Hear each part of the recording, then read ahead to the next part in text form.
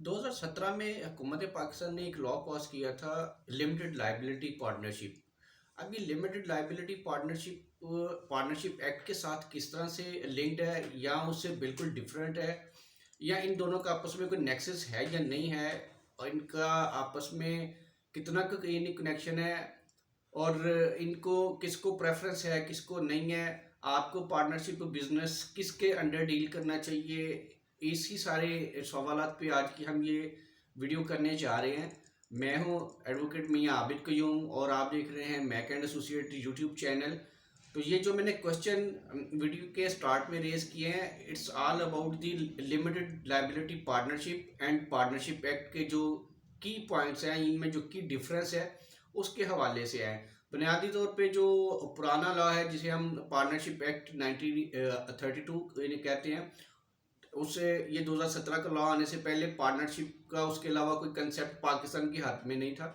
ये अलग बात है कि बाकी दुनिया में जैसे नेबरिंग कंट्री इंडिया में 2008 में उन्होंने लिमिटेड लाइबिलिटी एक्ट जो है वो इन्हें बना लिया था, उसके तहत उन्होंने अपना एक पार्टनरशिप का नया कंसेप्ट जो है वो दिया। अच्छा, अब मामला ये है कि हमारे यहाँ अक्सर चीज़ें जो है वो हम थोड़ा सा उनसे पीछे हैं और वो प्रोग्रेस थोड़ा स्लो करती हैं।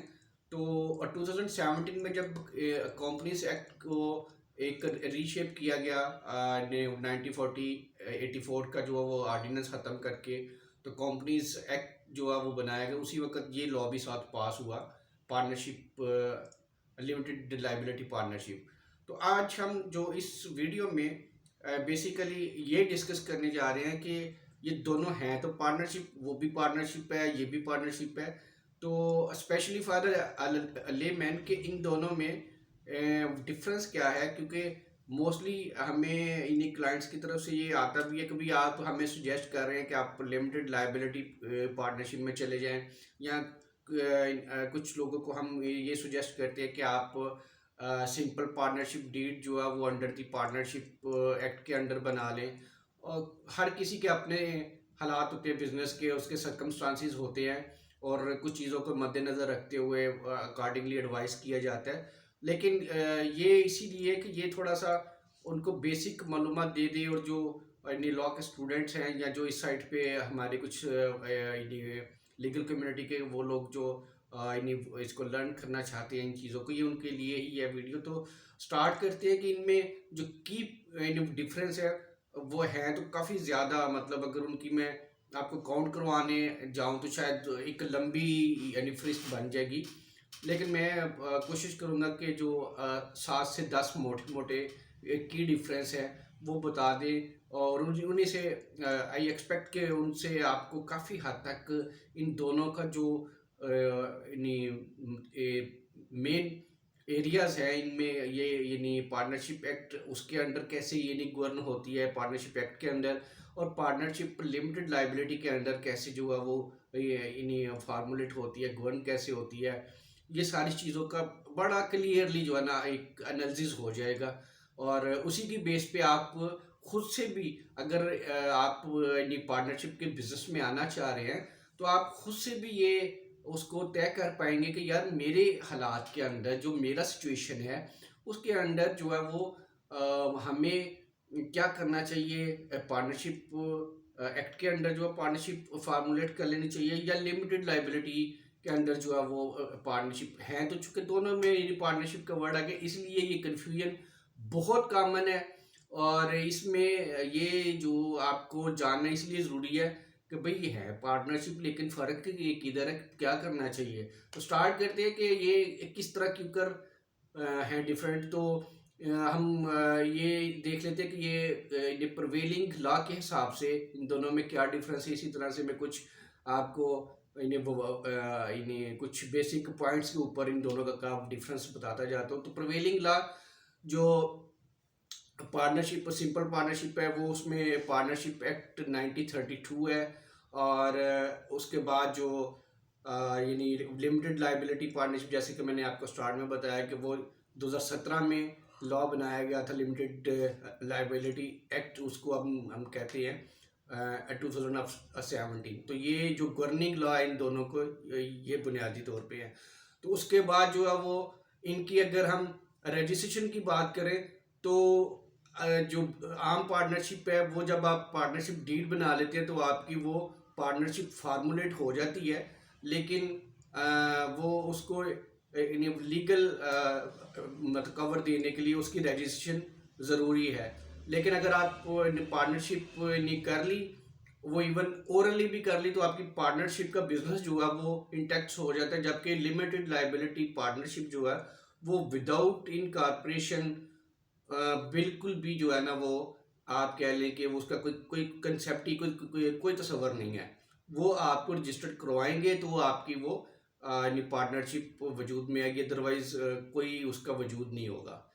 तो तीसरा ये कि जो इनको रजिस्टर्ड जो नहीं करने वाली बॉडी है या जो इनके रजिस्ट्रार हैं या रेगुलेटर हैं, वो अगर हम पार्टनरशिप डीड की यानी बात करें तो जो आम पार्टनरशिप है इसमें मैं यहाँ पे अब इसके बाद आगे ये वर्ड यूज़ करूँगा पार्टनरशिप और एलएलपी, ताकि आपको दोनों का फ़र्क समझ आता जाए।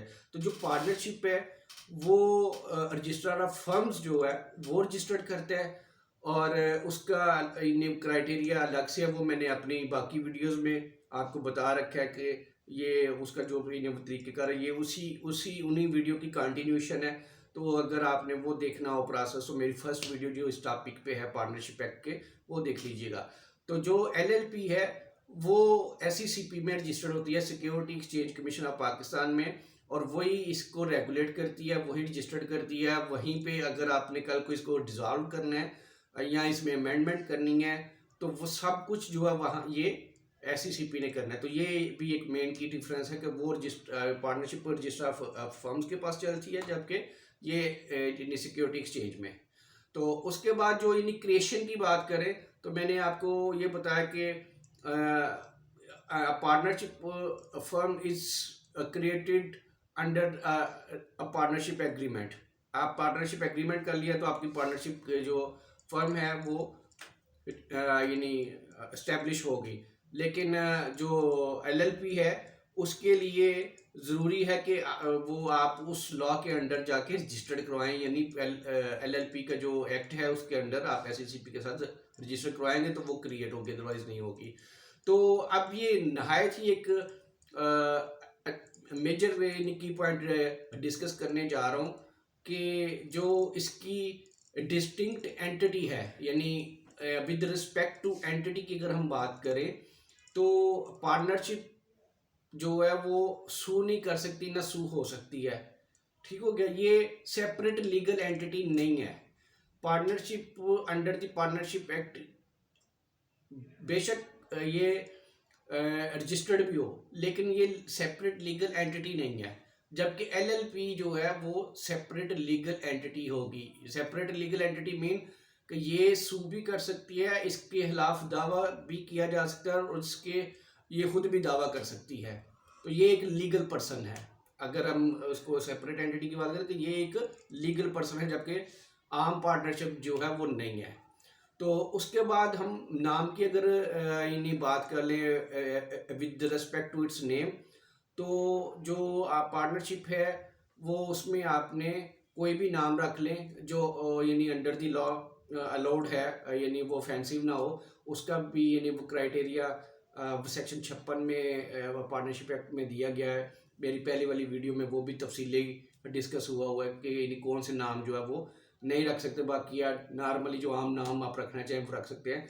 जबकि ये जो एलएलपी होगी, एलएलपी में आपने लिमिटेड लायबिलिटी का वर्ड जो है वो ज़रूर इनकॉर्पोरेट करना है। यानी एक आपने रखा ABC LLP, तो ये ABC लगाएं, XYZ लगाएं, WMNP लगाएं, जो भी आपने नाम रखना है उसके आगे लिमिटेड लायबिलिटी पार्टनरशिप ज़रूर लिखा जाएगा, LLP ज़रूर आएगा।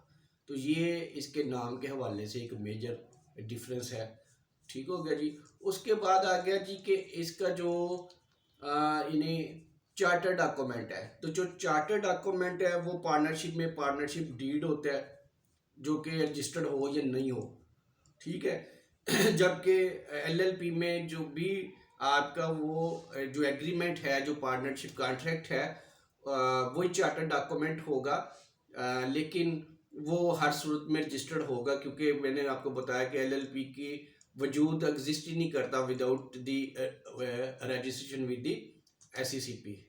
तो इसकी जो फार्मेलिटीज़ ऑफ इनकॉर्पोरेशन है वो भी यानी मुख्तलिफ है। मैं आपको बता चुका कि वो रजिस्ट्रार ऑफ फर्म्स के पास रजिस्टर होती है पार्टनरशिप, जबकि ये एसईसीपी में होती है, और इसके साथ कुछ फॉर्म्स अलग लगते हैं जो एसईसीपी एडवाइस करती है, वो एलएलपी एक्ट में लिखे हुए हैं।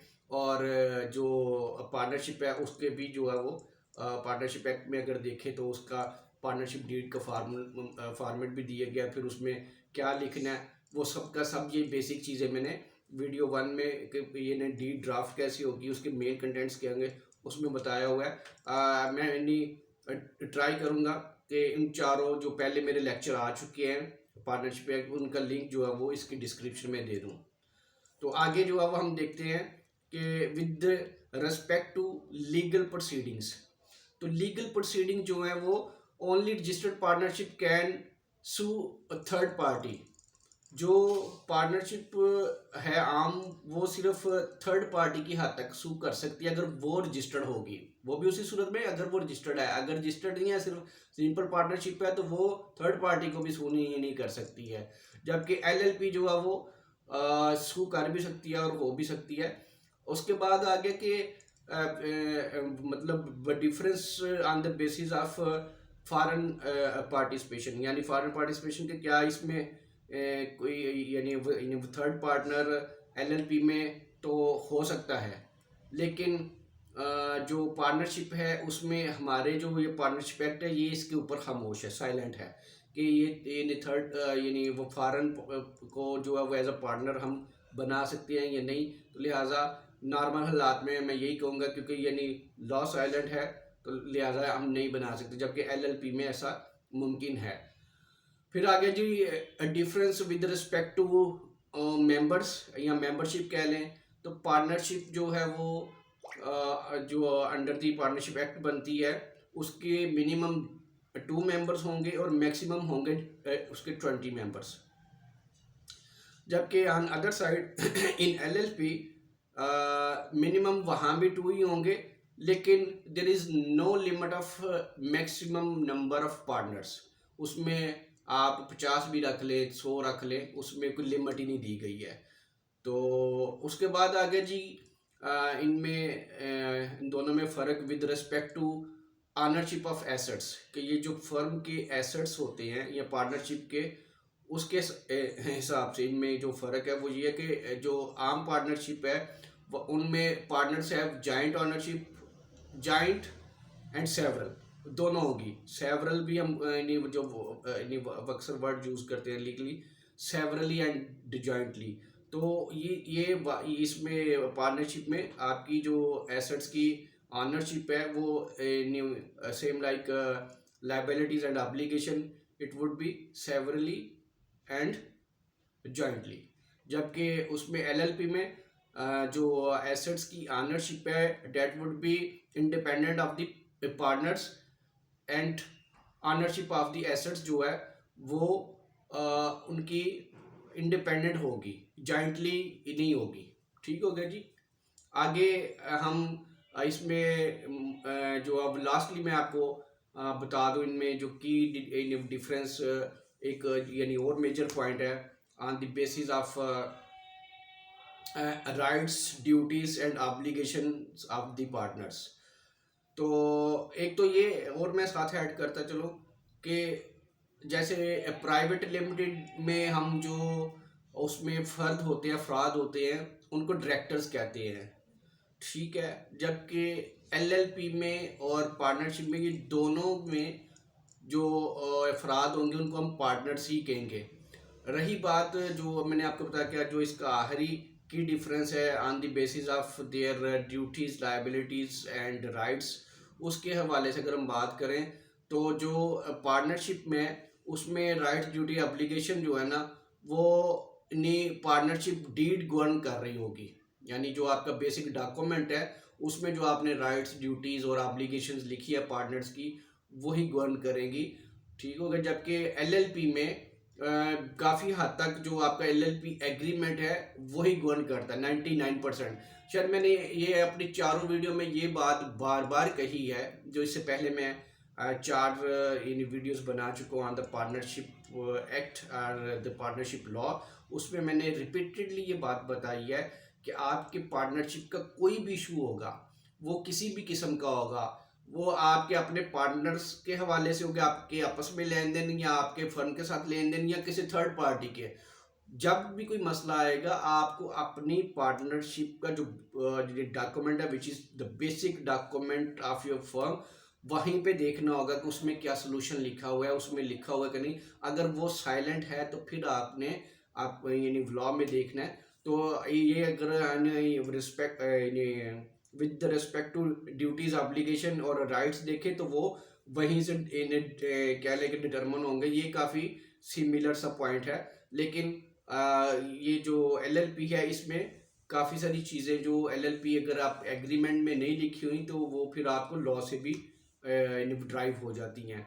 तो ये इस वीडियो में हमने इतनी कोशिश की है, यहाँ पे एंड पे आपको ये मैं इन्हें बताता चलूँ कि on the topic of partnership law it's our last video, क्योंकि इससे पहले मैं तकरीबन सारे मेजर टॉपिक जो हैं वो कवर कर चुका हूँ।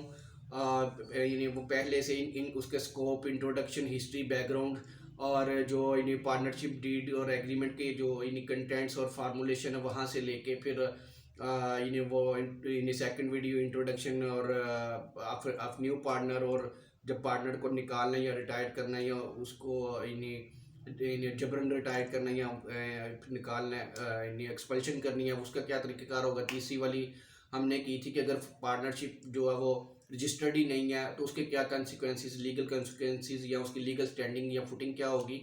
और चौथी जो है हमने डेसोल्यूशन पे की थी कि एक फर्म अब बनी हुई है, अब रन कर रही है, अब उसको ख़त्म करना है तो वो कैसे ख़त्म होगी। तो ये अब आखिरी वाली कर रहे थे। इसमें यही कि क्योंकि ये बहुत सारे इन्हीं वो क्लाइंट्स का हमें ये कॉमन क्वेश्चन अक्सर ये आ जाता है कि भाई हमें जो है वो पार्टनरशिप इन्हें बनानी है या फिर हमें लिमिटेड लाइबिलिटी जो है वो ज़्यादा। कुछ लोगों को तो ये कंसेप्ट होता है थोड़ा बहुत, और अक्सरियत को जो है वो एलएलपी का, चूँकि पाकिस्तान में यानी एक किस्म का रिसेंटली आया, 5 साल हुए हैं, तो यानी ज़्यादा लोगों को इसका आइडिया नहीं है। तो वो फिर जब हम उनको बताते हैं तो वो कहते हैं जी कि ये कैसे इससे मुख्तलिफ और इसमें क्यों जाना चाहिए। तो अब जो मैंने आपको इसमें मतलब डिफरेंसेस बताए हैं उनकी बेसिस पे मैं मेरे ख्याल से आप खुद भी आइडिया लगा सकते हैं कि हमें कौन सा हमारी सिचुएशन के हिसाब से सूट करता है और हमारे लिए कौन सा है। तो आई होप कि ये वीडियो आपको पसंद आई होगी। अगर पसंद आई है तो लाइक कीजिए और शेयर कीजिए। मिलते हैं फिर अगली किसी दूसरी वीडियो में एक नए टॉपिक के साथ। तब तक का अपना दोस्तों सबका ख्याल रखिएगा। टेक केयर जी, अल्लाह हाफिज़, अस्सलाम वालेकुम।